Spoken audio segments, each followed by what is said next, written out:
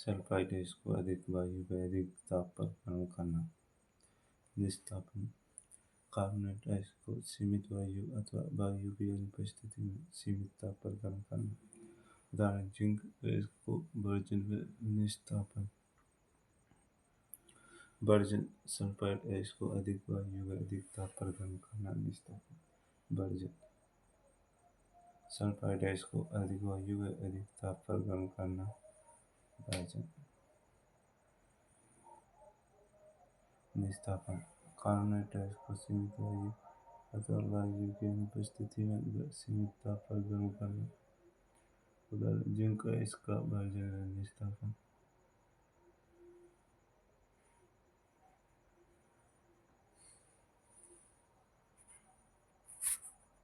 Version version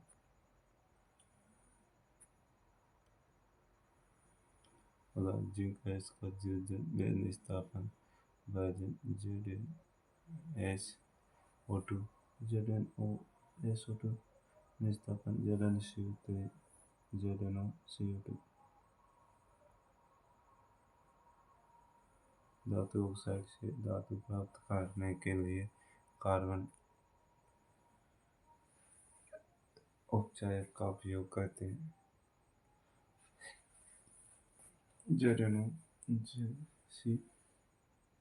ZnCO।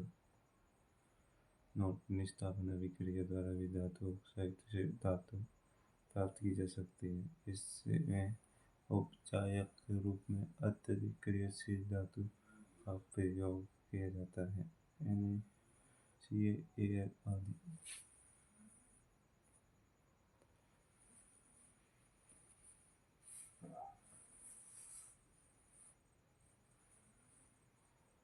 MnOAl ZnAl2O3 उसमें manganese hydroxide aluminium चून thermite अभिक्रिया। इस अभिक्रिया का उपयोग रेल की पटरी में मशीनी पुर्जों की दरारों को जोड़ने के लिए किया जाता है। Fe2O3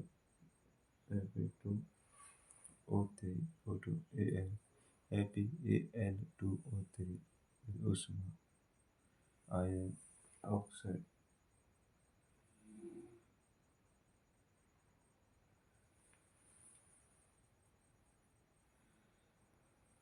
ये धातु अत्यधिक क्रियाशील होती है।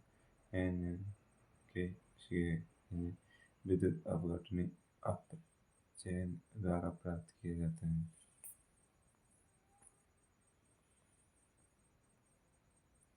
इन अधातुओं को उनके गलित क्लोराइडों के विद्युत अपघटन से प्राप्त किया जाता है। कैथोड माइनस पर धातु का निष्क्रियपन एनोड प्लस पर क्लोरीन गैस मुक्त। कैथोड पर Na प्लस Na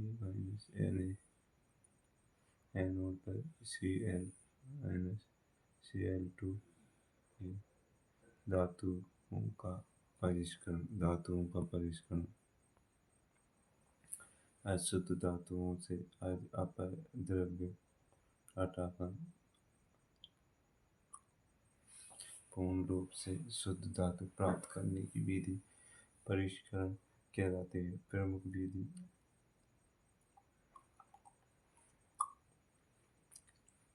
अपघटनी परिष्करण। विद्युत अपघटनी परिष्करण अशुद्ध धातु को एनोड पर शुद्ध धातु की पतली परत को कैथोड बनाया जाता है। धातु का रबड़ विलयन को अपघटन की तरह काम में लिया जाता है। धारा प्रवाहित करने पर एनोड पर स्थित अशुद्ध धातु विद्युत अपघटन में घुल जाती है तथा इतनी ही मात्रा में शुद्ध धातु विद्युत अपघटन से कैथोड पर जमा हो जाती है।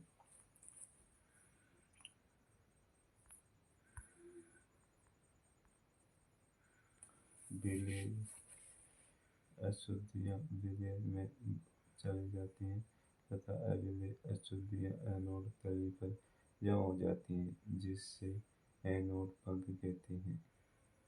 एनोड अम्लीकृत कॉपर सल्फेट का विलयन टैंक अप अपद्रव्य के एनोड पंख संक्षारण। जब कोई धातु किसी अम्ल आर्द्रता के संपर्क में आती है तो उस धातु का क्षय आर्द्र हो जाता है। इस सक्रिय प्रक्रिया को का संचरण कहते हैं। खुली वायु में सिल्वर चांदी काली हो जाती है क्योंकि सिल्वर वायु में उपस्थित सल्फर के साथ अभिक्रिया कर सल्फर सल्फाइड की परत बनाती है। उदाहरण दो, कॉपर तांबा पर वायु में हरे रंग की परत चढ़ जाती है क्योंकि कॉपर वायु में उपस्थित कार्बन डाइऑक्साइड से क्रिया का हरा पदार्थ कॉपर कार्बोनेट बन जाता है।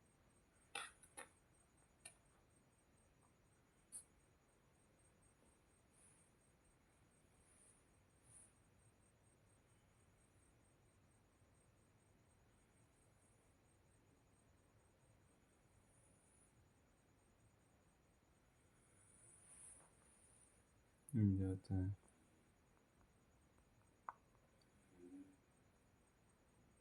संसार से बचाव को पेंट करके तेल लगाकर ग्रीस लगाकर क्रोमियम लेपन एनोडीकरण। यह सद लेपन लोहे की जंग से बचाने के लिए उस पर जस्ता जिंक की पतली परत चढ़ाना यह सद लेपन कहलाता है। नोट: शुद्ध लोहा अत्यंत गर्म होता है। इसे कठोर बनाने के लिए लोहे में कार्बन 0.05% मिलाया जाता है। स्टेनलेस स्टील इस्पात लोहा प्लस निकल क्रोमियम प्लस क्रोमियम लोहा प्लस निकल प्लस क्रोमियम। इस पर जंग नहीं लगती।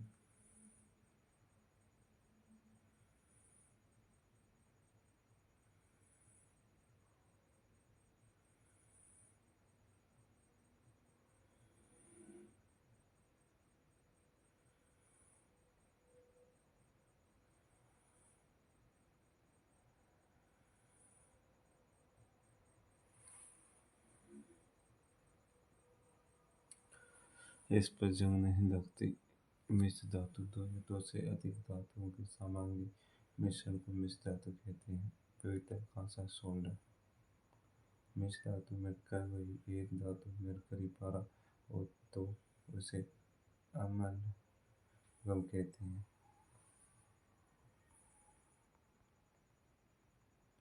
कुछ मिश्र धातुएं पीतल तांबा Cu जस्ता जर्डेन कांसा तांबा Cu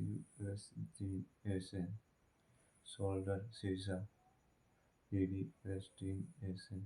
इसका गलनांक बहुत कम होता है। इसका उपयोग विद्युत तारों की पेंसिल पर वेल्डिंग के लिए किया जाता है। शुद्ध सोने को 24 कैरेट कहते हैं। 24 कैरेट का सोना काफी नरम होता है। इसके आभूषण नहीं बनाए जा सकते। इसे कठोर बनाने के लिए इसमें चांदी या तांबा मिलाया जाता है। आभूषण बनाने के लिए 22 कैरेट सोने का उपयोग होता है। 22 कैरेट सोना 22 भाग शुद्ध सोना, 2 भाग तांबा या चांदी।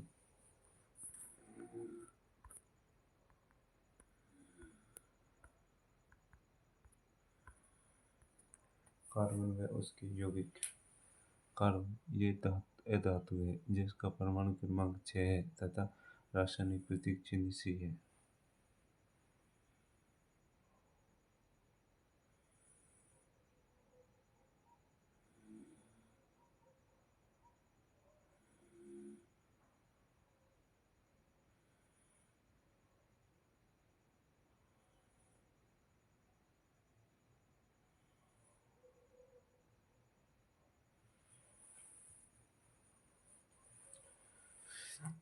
कार्बन एवं उसके यौगिक। कार्बन एवं उसके यौगिक।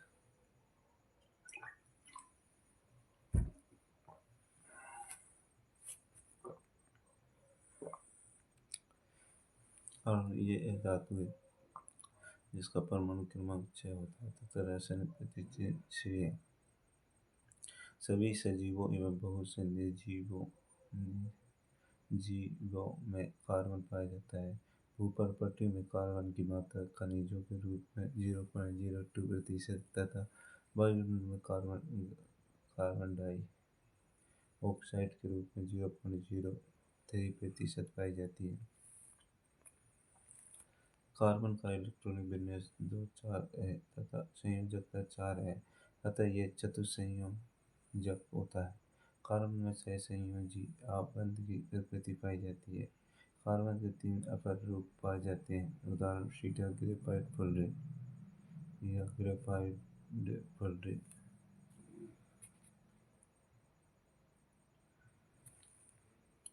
किसी तत्व के वेग भौतिक का भौतिक गुण अलग अलग परंतु रासायनिक गुण समान होते हैं, उस तत्व के अपर रूप कहलाते हैं। इसमें प्रत्येक कार्बन परमाणु कार्बन के अन्य 4 परमाणु से जुड़कर कठोर तब 3 विमाओं वाला संरचना बनाता है। इसमें कार्बन परमाणु कार्बन के अन्य 4 परमाणु से जुड़कर कठोर 3 विमाओं वाला संरचना बनाता है। हीरा हीरा सर्वाधिक कठोर पदार्थ होता है।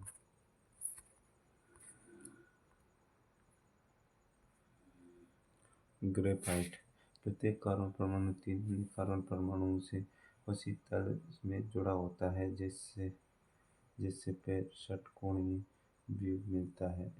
इनमें एक उप आबंध द्विबंध होता है, जिससे कार्बन की संयोजकता पूर्ण हो जाती है। ये विद्युत का सुचालक होता है। ये है चिकना व विसर्जनशील होता है, उदाहरण पेंसिल की नोक ग्रेफाइट की बनी होती है। फुलरेट हीरा ग्रेफाइट फुलरेट सर्वप्रथम C16 की पहचान की गई। फुलरेट इसमें कार्बन परमाणु प्रोटोकॉल के रूप में व्यवस्थित होता है। इसका नाम अमेरिकी आर्किटेक्ट व डिजाइनर बकमिस्टर फुलर पर रखा गया। कार्बन में आबंध कार्बन की परमाणु संख्या 6। कार्बन का इलेक्ट्रॉनिक विन्यास 2 4 होता है। कार्बन में बाहरी कोश पूर्ण करने के लिए या तो 2 इलेक्ट्रॉन खोजे खोने होंगे या 4 प्राप्त करने होंगे, जिसमें उत्कृष्ट गैस विन्यास प्राप्त कर सकें। 4 इलेक्ट्रॉन त्यागने पर C4+4 धनायन बन सकता है, जिससे 6 प्रोटॉन व 2 इलेक्ट्रॉन हो जाते हैं। इस प्रक्रिया में अधिक ऊर्जा की आवश्यकता होगी,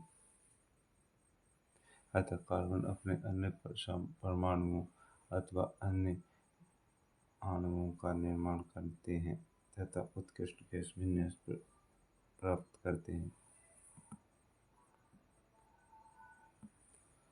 उदाहरण हाइड्रोजन का अणु साझेदारी के इलेक्ट्रॉन परमाणु अणु ऑक्सीजन अणु और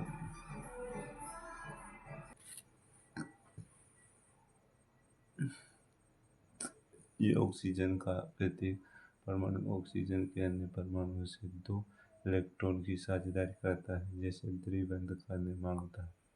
मीथेन CH4 संपीड़ित प्राकृतिक गैस है। संपीड़ित प्राकृतिक गैस यह कार्बन का एक यौगिक है।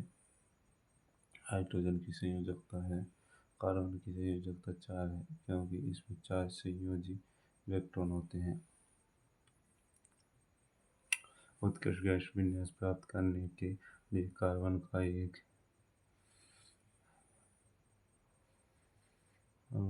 परमाणु हाइड्रोजन के 4 परमाणु से इलेक्ट्रॉन का साझा करता है।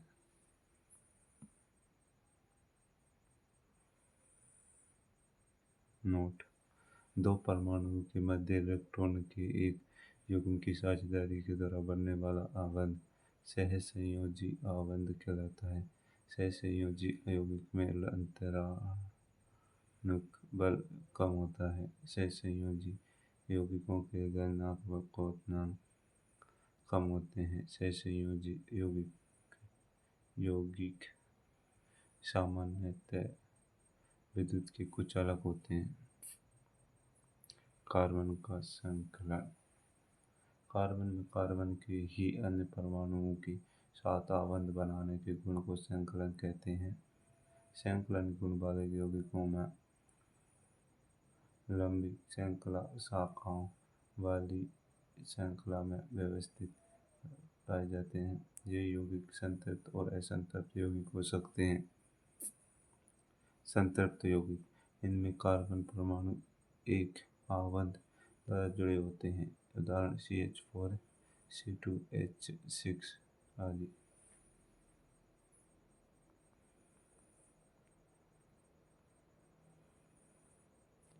असंतृप्त यौगिक, इनमें कार्बन परमाणु द्वि आबंध या त्रि आबंध द्वारा जुड़े होते हैं। C2H2 हाइड्रोकार्बन, कार्बन व हाइड्रोजन से बनने वाले सभी कार्बनिक यौगिक हाइड्रोकार्बन कहलाते हैं। संतृप्त हाइड्रोकार्बन एल्केन कहलाते हैं। एल्केन का सामान्य सूत्र CnH2n+2 होता है। असंतृप्त हाइड्रोकार्बन, जिसमें एक या अधिक दोहरे द्वि आबंध होते हैं, एल्कीन कहलाते हैं। एल्कीन का सामान्य सूत्र CnH2n होता है। असंतृप्त हाइड्रोकार्बन, जिसमें एक या अधिक द्वि आबंध होते हैं, एल्काइन कहलाते हैं। एल्काइन का सामान्य सूत्र CnH2n-2 होता है।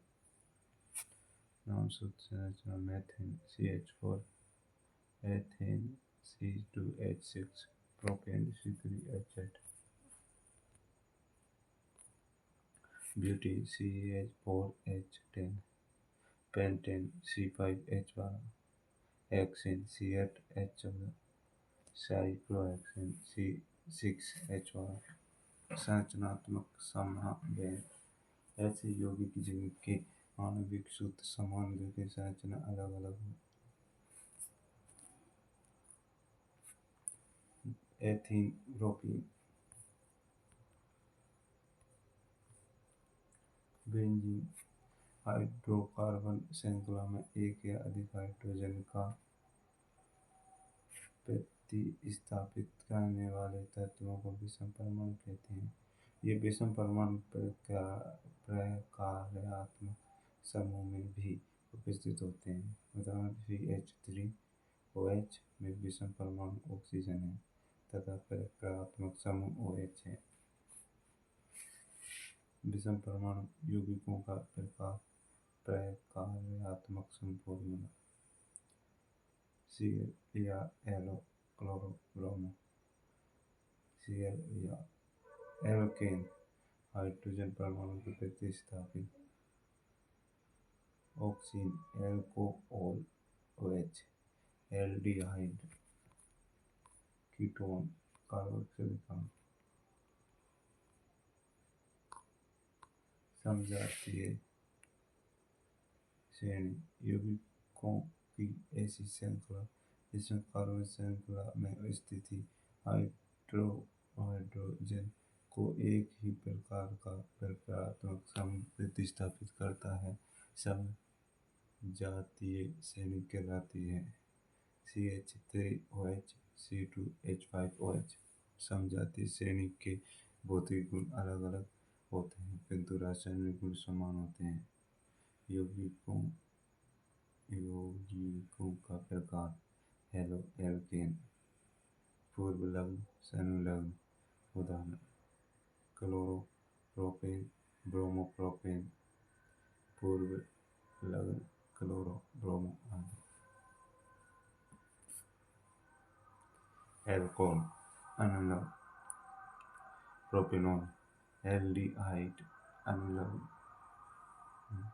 कीटोन अनुलग्न, कार्बोक्सिलिक अम्ल।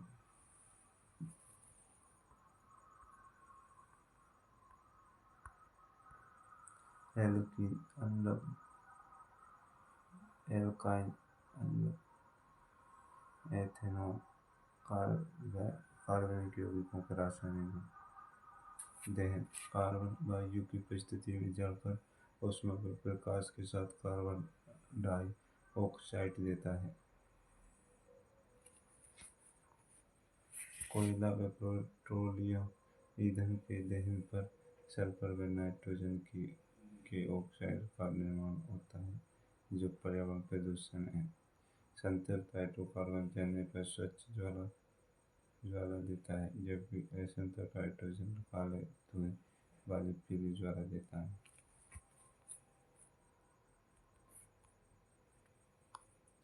ऑक्सीकरण वह अभिक्रिया जिसमें कार्बनिक यौगिक ऑक्सीकारक तत्व की उपस्थिति में ऑक्सीजन लेते हैं और दूसरे कार्बनिक यौगिकों का निर्माण करते हैं। ऑक्सीकारक कुछ पदार्थों में अन्य पदार्थों को ऑक्सीजन देने की क्षमता होती है, उन्हें ऑक्सीकारक कहते हैं। क्षारीय पोटेशियम परमैंगनेट KMnO और अम्लीकृत पोटेशियम डाइक्रोमेट K2Cr2 और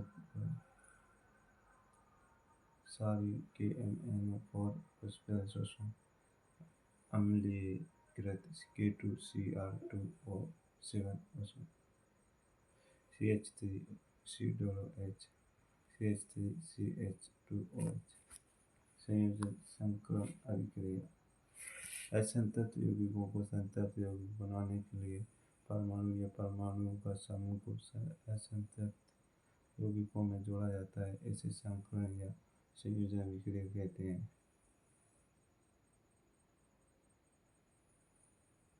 यह अभिक्रिया उत्प्रेरकों की सहायता से की जाती है।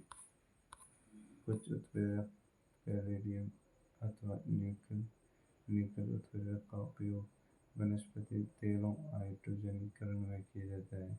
संकलन अभिक्रिया का उदाहरण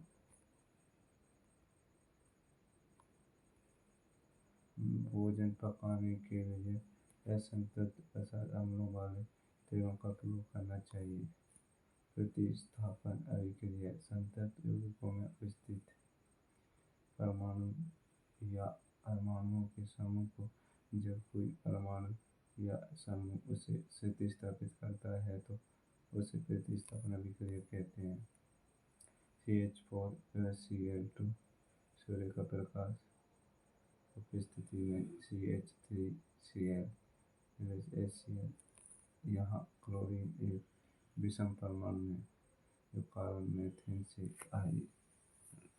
हाइड्रोजन को प्रतिस्थापित करता है। Ethanol CH3CH2OH CH3CH2OH C2H6O ethanol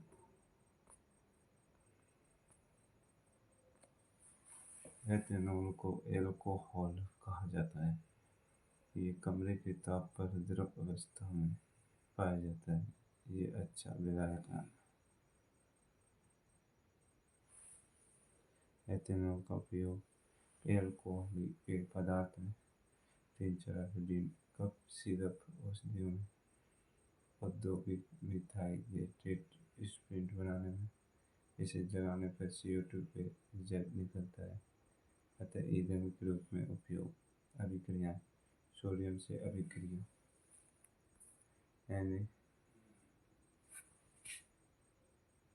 CH3CH2OH CH3CH2O NaSH2 असंतृप्त hydrocarbon बनाने CH3CH2OH CH2CH2H2O H2SO4 विकृत एल्कोहल एथेनॉल में जब मेथनॉल जैसा जहरीला पदार्थ CH3OH मिला दिया जाए और इसमें रंजक मिलाकर इसका रंग नीला बना दिया जाए तब एल्कोहल विकृत एल्कोहल कहलाता है।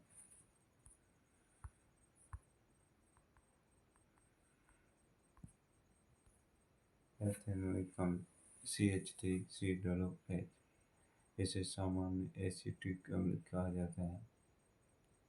एक कार्बोक्सिलिक अम्ल समूह से संबंधित है।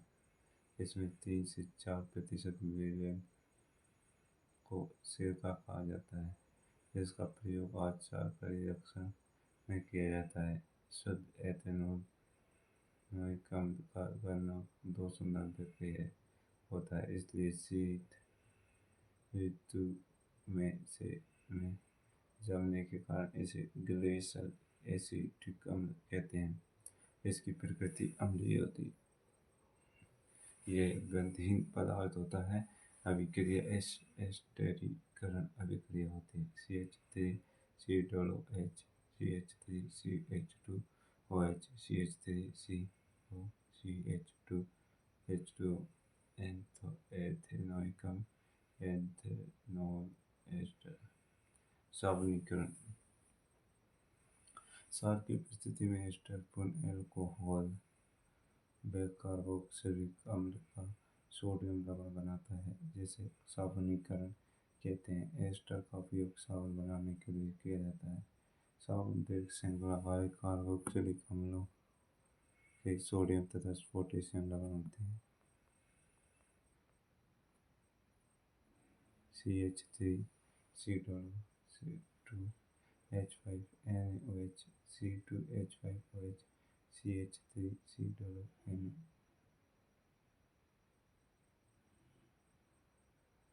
साफ के साथ अभिक्रिया।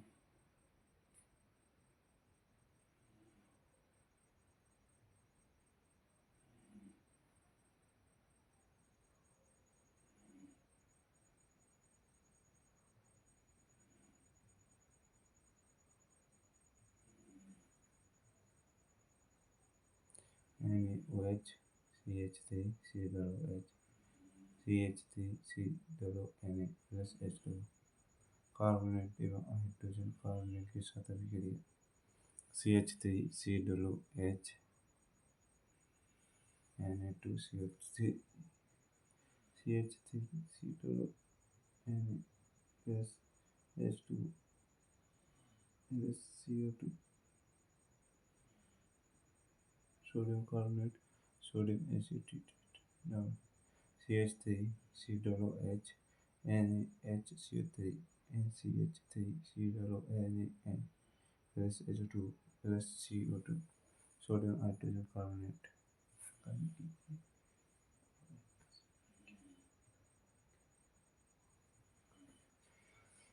साबुन के अणु लंबी श्रृंखला वाले कार्बोक्सिलिक अम्लों के सोडियम एवं पोटेशियम लवण होते हैं। साबुन का आयनिक भाग जल में घुल जाता है, जबकि कार्बनिक श्रृंखला तेल में घुल जाती है। साबुन अपनी सफाई प्रक्रिया में मिश्रण की श्रृंखला बना कर देता है। जल विरागी सिरा। साबुन के अणु का वह सिरा जो हाइड्रोकार्बन में अर्थात तेली में विलीन होता है, जल विरागी सिरा कहलाता है। मिश्रित संरचना में ये अंदर की तरफ होता है।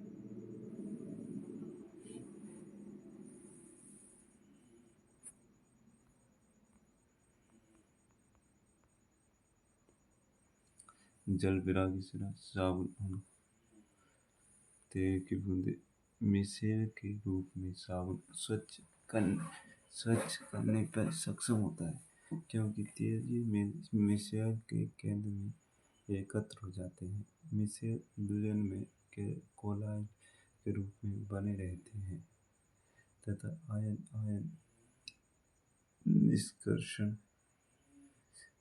के कारण वे अवक्षेपित नहीं होते। इस प्रकार मिश्रण में तैरते मेल आसानी से हटाए जा सकते हैं। साबुन के मिश्रण प्रकाश को प्रकीर्णन करते हैं, जिसके कारण साबुन का घोल बादल जैसा दिखता है। साबुन अपमार्जक। कठोर जल के साथ भाप नहीं बनाता। कठोर जल के साथ झाग बनाता है अपमार्जक। साबुन एक कठोर जल में उपस्थित कैल्शियम व मैग्नीशियम लवणों के साथ अविलेय पदार्थ बनाते हैं, जबकि अपमार्जक ये लंबी कार्बोक्सिलिक अम्ल श्रृंखला के अमोनियम व सल्फोनेट लवण होते हैं, जिनका आवेशित सिरा कठोर जल में उपस्थित कैल्शियम व मैग्नीशियम आयनों के साथ अविलेय पदार्थ नहीं बनाते।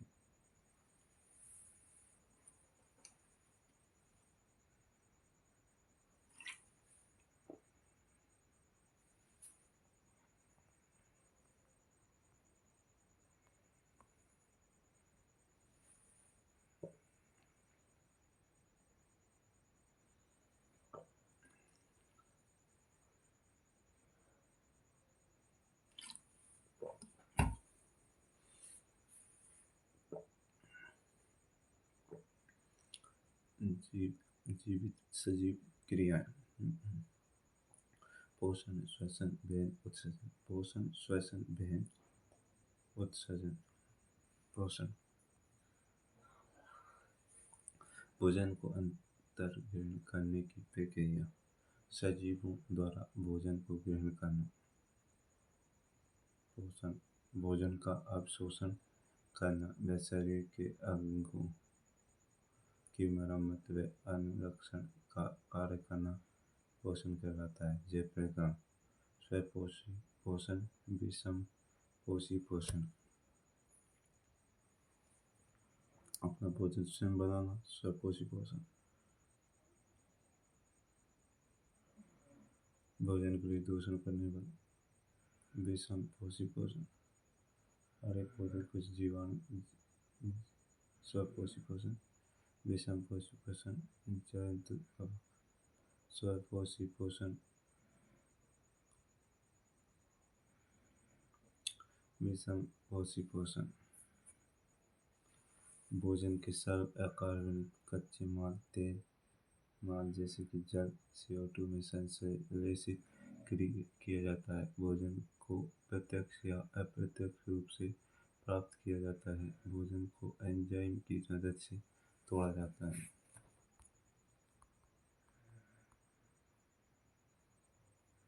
प्रकाश संश्लेषण की क्रिया होती है। प्रकाश संश्लेषण की क्रिया नहीं होती। क्लोरोफिल की आवश्यकता होती है। क्लोरोफिल की आवश्यकता नहीं होती। भोजन का निर्माण दिन के समय, भोजन का निर्माण किसी भी समय। हरे पौधे तथा जीवाणु में, सभी जीवों तथा कवकों में। स्वपोषी पोषण, प्रकाश संश्लेषण। पेड़ पौधे सूर्य की प्रकाश की उपस्थिति में वायुमंडल में उपस्थित कार्बन पदार्थ CO2 व जल क्लोरोफिल की उपस्थिति में अपना भोजन बनाते हैं तथा कार्बोहाइड्रेट में परिवर्तित हो जाते हैं, जिससे ऊर्जा संचित होती है। प्रकाश संश्लेषण, कार्बोहाइड्रेट मंड के रूप में संचित तथा बाद में आवश्यकतानुसार प्रयुक्त होता है। CO2, H2O, chlorophyll, C6H12O6, C6H12O6, CO2, H2O, सूर्य का प्रकाश, ग्लूकोज।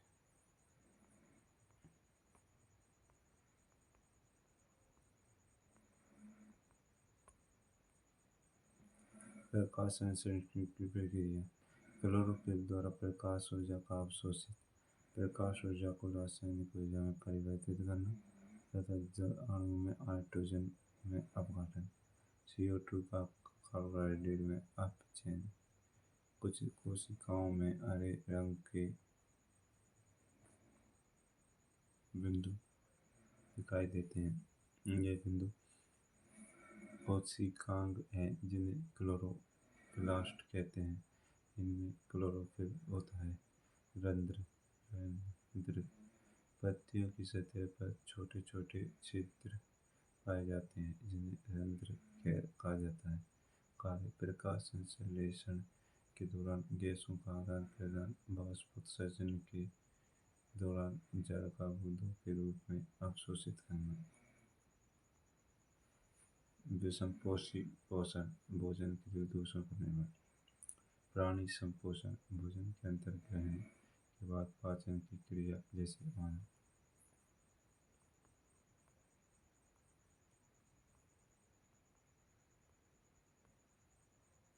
मृतजीवी पोषण, भोजन के लिए मृतजीवी व सड़े गले पदार्थों पर निर्भर जैसे कि ईस्ट, फफूंद।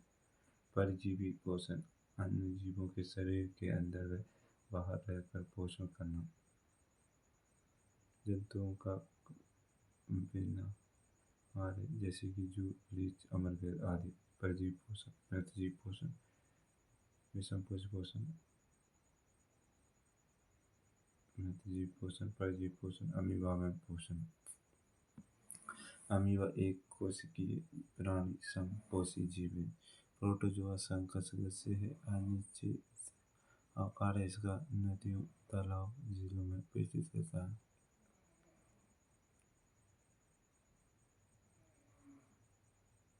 अमीबा भोजन को पदार्थ की सहायता से घेरता है। स्वाद, व्यक्ति का जट जटिल पदार्थ का विघटन सरल पदार्थों करता है।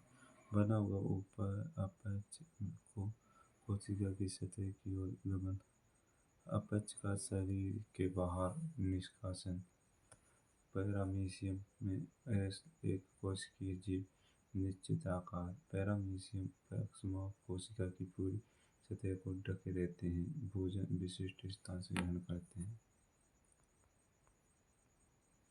मनुष्य में पोषण, अंतर्ग्रहण, पाचन, अवशोषण, स्वांगीकरण, बहिक्षेपण। अंतर्ग्रहण, पाचन, अवशोषण। अंतर्ग्रहण, पाचन, अवशोषण, स्वांगीकरण, बहिक्षेपण। अंतर्ग्रहण, पाचन, अवशोषण, स्वांगीकरण, बहिक्षेपण। पाचन तंत्र। मानव भोजन के जटिल तथा बड़े पोषक पदार्थों या विभिन्न रासायनिक क्रियाओं व एंजाइम की सहायता से सरल छोटे व अघुलनशील अणुओं में परिवर्तन पाचन कहलाता है। जो तंत्र ये कार्य करता है पाचन तंत्र कहलाता है। भोजन के जटिल कार्बनिक पदार्थ एंजाइम पाचन रस, सरल कार्बनिक पदार्थ पाचन तंत्र, पाचन ग्रंथियाँ। मुख से गुदा तक, लार ग्रंथि, अनाशय ग्रंथि, यकृत ग्रंथि, आहार। मुख से गुदा तक। मुख, ग्रसनी, ग्रासनली, आमाशय, छोटी आंत, बड़ी आंत। मुख, ग्रसनी, ग्रासनली, आमाशय, छोटी आंत, बड़ी आंत, गुदा तक। लार ग्रंथि, अनाशय ग्रंथि, यकृत ग्रंथि। लार यकृत से यकृत।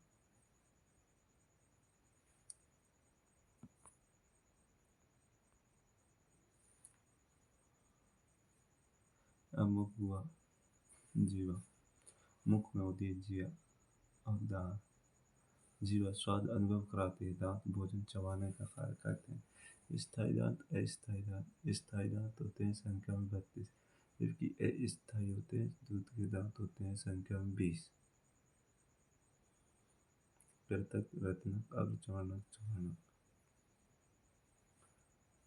कृंतक चूहे की तरह कार्य करते हैं। रत्नक छीलने फाड़ने का कार्य करते हैं। अग्रचर्वणक चर्वणक भोजन को चबाने का कार्य करते हैं। ग्रसनी, मुख, गुहा, ग्रसनी। मुख ग्रसनी, नासा ग्रसनी, अधोग्रसनी।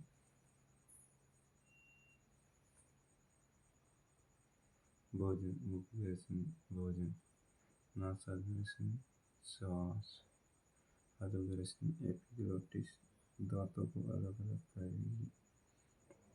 ग्रसिका नली या ग्रास नली बक्सुआ में होती है। तनुपट में से उदर गुहा के आमाशय में खुलती है। सक्रिय पेशी नली है। 25 सेमी लंबाई है इसकी। श्लेष्मा ग्रंथि भोजन को लसा बनाती है। भोजन में क्रम कुंचन गति। अग्रस नली के शीर्ष पर ऊतकों का एक पतला पल्ला होता है जिसे छोटी ढक्कन एपिग्लोटिस कहते हैं।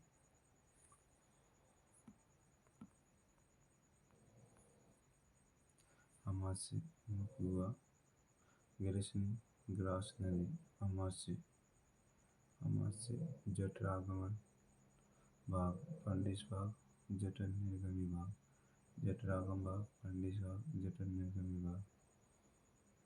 जठरागम भाग, कार्डियक भाग, पंडिश भाग, मध्य भाग, 80% जठर निर्गमी भाग। जठरागम भाग, बायां भाग जहाँ ग्रसिका आमाशय प्रवेश करती है। पंडिश भाग, दो अवरोधिनी आमाशय की सामग्री को अंतर्विष्ट दाहिनी छोटा भाग, छोटी आंत से जुड़ता है। आमाशय में भोजन 3 से 4 घंटे तक रुकता है, जिसमें जठर रस में एसिड, पेप्सिन, रेनिन, श्लेष्मा होती है। पेप्सिन, रेनिन, श्लेष्मा। पेप्सिन प्रोटीन का पाचन करता है। रेनिन दूध का पाचन करता है। श्लेष्मा आमाशय की दीवार पर रक्षात्मक आवरण बनाती है। पेप्सिन प्रोटीन का पाचन, रेनिन दूध का पाचन, श्लेष्मा आमाशय की दीवार पर रक्षा प्रभाव बनाती है। पेप्सिन सदिश में छोटी आंत शुद्धांत गृहिणी शुद्धांत आकार पाचन के दूसरे एंजाइम को मिलाने का कार्य अग्र शुद्धांत अवशोषण शुद्धांत पाचन में अवशोषण पाचन ग्रंथि लार ग्रंथि अग्नाशय मिश्रित ग्रंथि लार ग्रंथि तीन जोड़ी होती अग्नाशय मिश्रित ग्रंथि यकृत सबसे बड़ी पाचन ग्रंथि लार ग्रंथि मनुष्य में तीन जोड़ी लार ग्रंथि लार की प्रकृति हल्की अम्लीय तीन जोड़ी कर्णपूर्ण ग्रंथि अधोजीवा आदि लार में लार एमाइलेज या ट्रायलिन एंजाइम पाया जाता है जो कार्बोहाइड्रेट स्टार्च का 30% रहता है स्रावित एंजाइम लार एमाइलेज या ट्रायलिन आमाशय में ओक्सीटिक कोशिकाएं पाई जाती हैं जो HCl का क्षरण करती है। पेप्सिन प्रोटीन का पाचन रेनिन दूध का पाचन करता है। आमाशय में जठर रस मिला हुआ भोजन काइम कहलाता है। अग्नाशय अच्छे से और पिंच लंबी होती है। अग्नाशय ग्रंथि या प्रत्याशय जल्दी से गिरी अंतःस्रावी बहिस्रावी अंतःस्रावी हार्मोन इंसुलिन बहिस्रावी अग्नाशयी रस का कार्य रक्त शर्करा को नियंत्रित करना आता है। प्रोटीन का शरण कार्बोहाइड्रेट का पाचन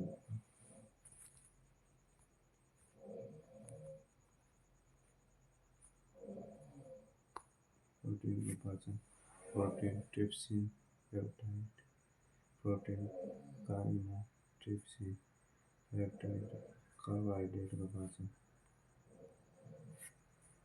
स्टार्च एमाइलेज माल्टोज के द्वारा वसा का पाचन वसा कैरोटीन कण या सरल कण के द्वारा आंतीय रस maltose maltase glucose lactose lactase glucose sucrose sucrase glucose वसा लाइपेज वसीय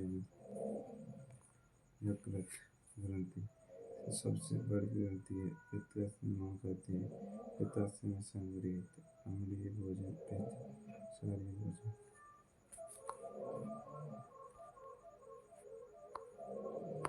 बड़ी आंत बृहदांत्र जैव का अवशोषण दीर्घ द्वारा अपचित भोजन का शरीर से बाहर श्वसन कोशिकाओं में ऑक्सीजन की उपस्थिति में खाद्य पदार्थ का ऑक्सीकरण जिसमें ऊर्जा उत्पन्न होती है श्वसन कहलाता है। ऊर्जा के लिए कोशिका पोषण व पोषक तत्व का O2 द्वारा ऑक्सीकरण करती है। ATP का निर्माण व CO2 उत्पन्न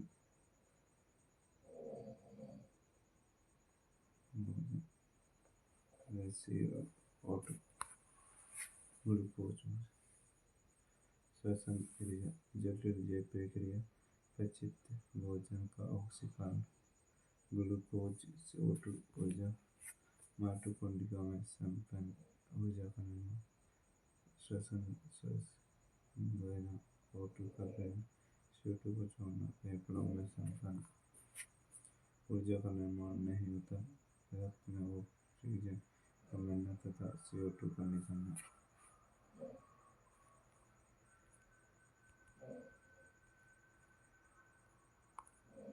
स्थलीय जीव जलीय जीव स्थलीय जीव वायुमंडल में उपस्थित ऑक्सीजन को ग्रहण जल में घुली ऑक्सीजन का उपयोग मनुष्य जलीय जीव श्वसन दर कम श्वसन दर अधिक ऑक्सीजन पर्याप्त मात्रा में जल में ऑक्सीजन कम फेफड़ों द्वारा क्लोन द्वारा मनुष्य में श्वसन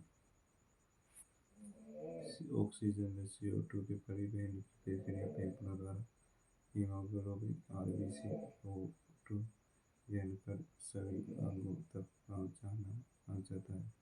ग्लूकोज के खंडन से ऊर्जा में परिवर्तन द्वारा CO2 का निर्माण, CO2 का प्लाज्मा में घुलना, प्लाज्मा के द्वारा CO2 का कण रक्त में से वायु में जाना, नासा द्वारा से बाहर।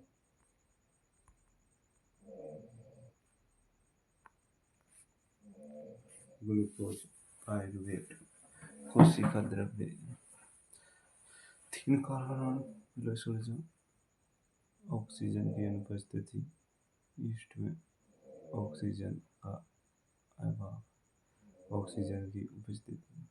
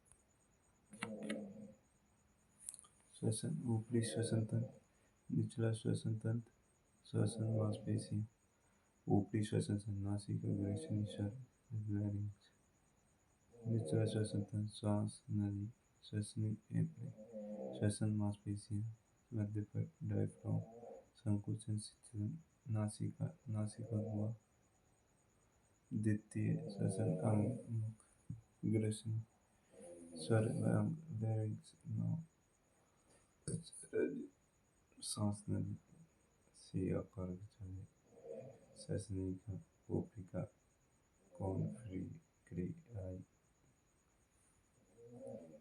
कॉन्फ्रिक्रियोल फेफड़े,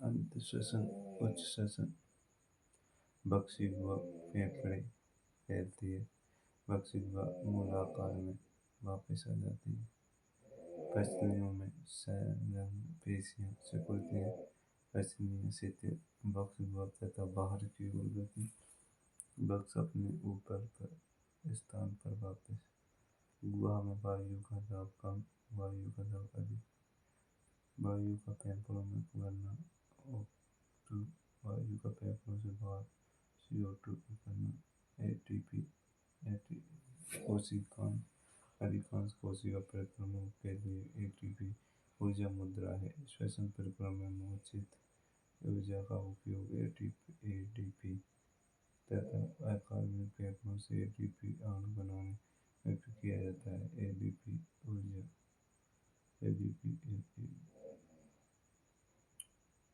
फास्फेट कोशिका में ATP का उपयोग पेशियों के सिकुड़ने, प्रोटीन संश्लेषण, तंत्रिका आवेग का संचरण आदि अनेक क्रियाओं के लिए किया जा सकता है।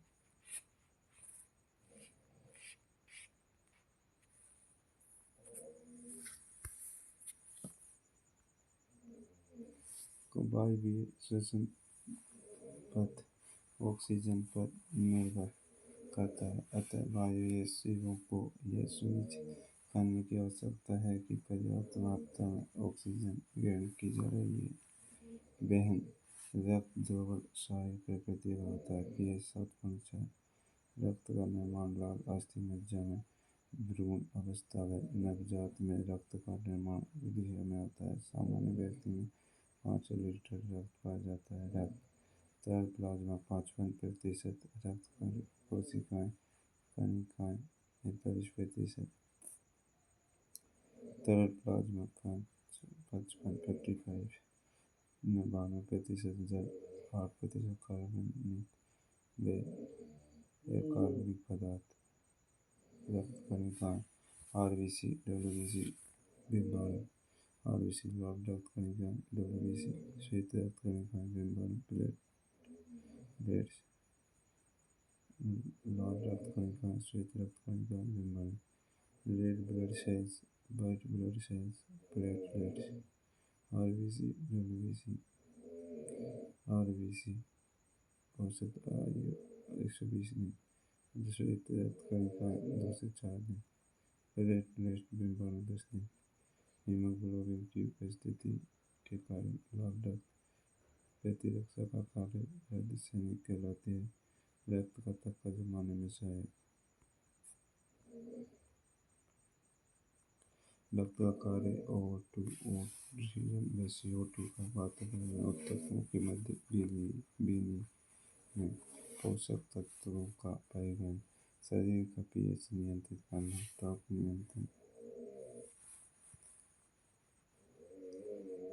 प्रतिरक्षण के कार्यों का संपादन हार्मोन का आवश्यक मिश्रण परिवहन उत्सर्जित उत्पादों को शरीर से बाहर निकालना हृदय मुट्ठी के आकार का दोनों फेफड़ों के मध्य स्थित कुछ भाग वायु तक बल स्टेशन उपसी धमनी उपसी शिरा दाएं अलिंद बाएं अलिंद दाएं मिडिल बाएं मिडिल धमनी ऑक्सीजनीकृत रक्त धमनी द्वारा शरीर के अंगों फिर दाएं लीवर उत्तरी लीवर कपाल दाएं लीवर शिरा डीऑक्सीजन युक्त रक्त शाश्वत वृद्धि उपसी धमनी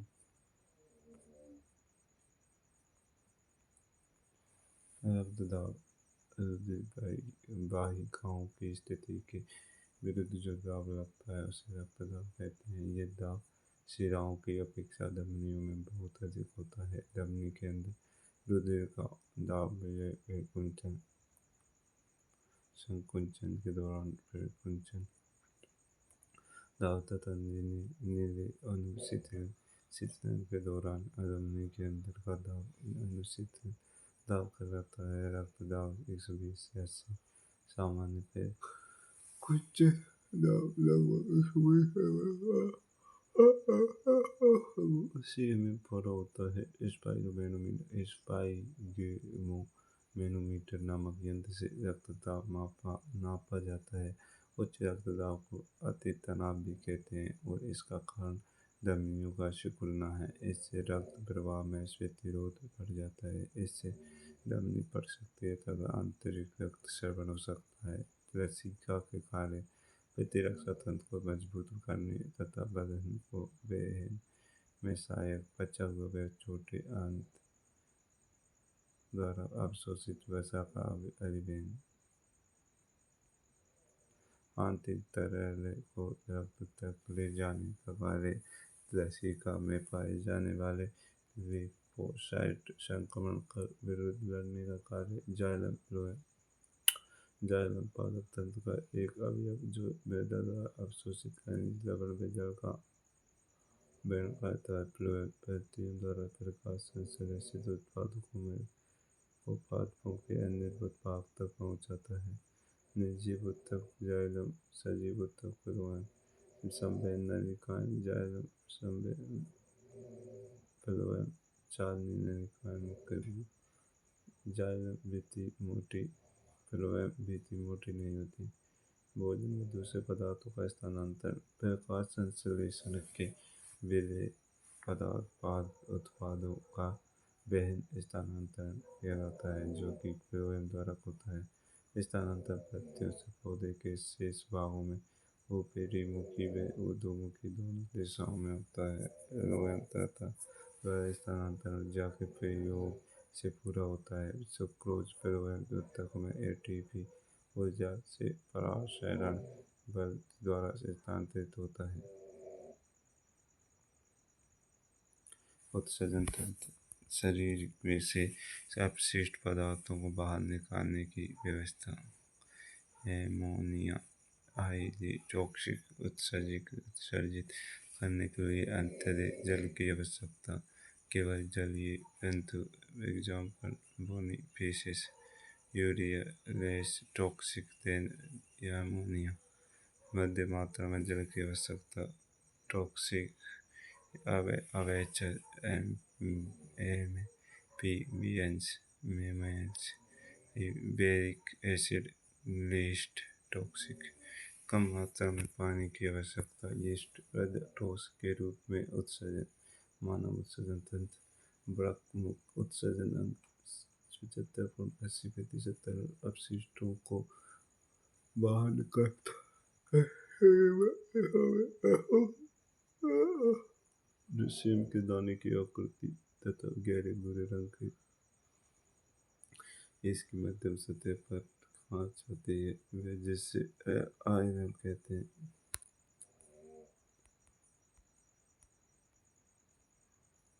एक जोड़ी वृक्क वाहिनी होती है। एक मूत्र मार्ग जाइलम के भीतरी भाग में कीट के आकार की वृक्क की पेशी श्रेणी। वृक्क के भाग बाहरी बलकुट भीतरी मध्यम पेशी। वृक्क एक कई लाख उत्सर्जन इकाइयों से मिलकर बना होता है, जिन्हें वृक्क कण नेफ्रॉन कहते हैं। वृक्क की क्रियात्मक इकाई नेफ्रॉन है। लुमेन संपुट या नेफ्रॉन के ऊपरी भाग में पाए जाने वाले कप के आकार का थैला होता है। इसमें शाखा अविभाज्य धमनियों की कोशिकाओं का एक गुच्छ पाया जाता है, जिसे ग्लोमेरुलस कहते हैं। ग्लोमेरुलस का एक हिस्सा जो लुमेन संपुट में अपशिष्ट युक्त गंदा रक्त लाता है तथा दूसरा सिरा स्वच्छ रक्त को ले जाने हेतु वृक्क शिरा में जुड़ा रहता है। वृक्क नलिका। प्रत्येक वृक्क नलिका में समीपस्थ नलिका एनालूप दूरस्थ नलिका जैसे भाग होते हैं, जो संग्रह नलिका में खुलते हैं। मूत्राशय। वृक्क से मूत्रवाहिनी के द्वारा मूत्राशय में आता है। ये एक थैलीनुमा संरचना होती है।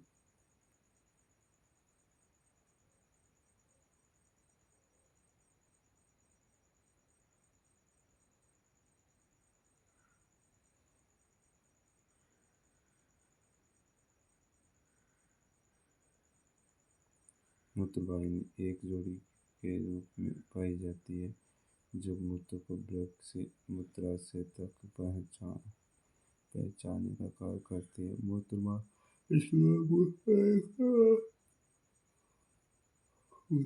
की प्रक्रिया। उचित निस्पंदन।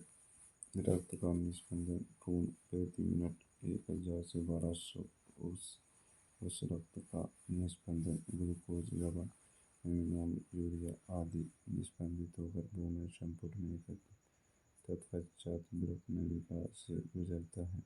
पुनः अवशोषण। वृक्क नलिका की दीवारें दैनिक उपकला कोशिकाओं से बनी होती है, जो ग्लूकोज, अमीनो अम्ल व अन्य उपयोगी पदार्थों का पुनः अवशोषण करता है। स्रावन। मूत्र वृक्क की संग्रह नलिका में ले जाया जाता है। मूत्र का मूत्र नली में प्रवेश। मूत्र नली का मूत्राशय में खुलना। मूत्र मार्ग द्वारा उत्सर्जन।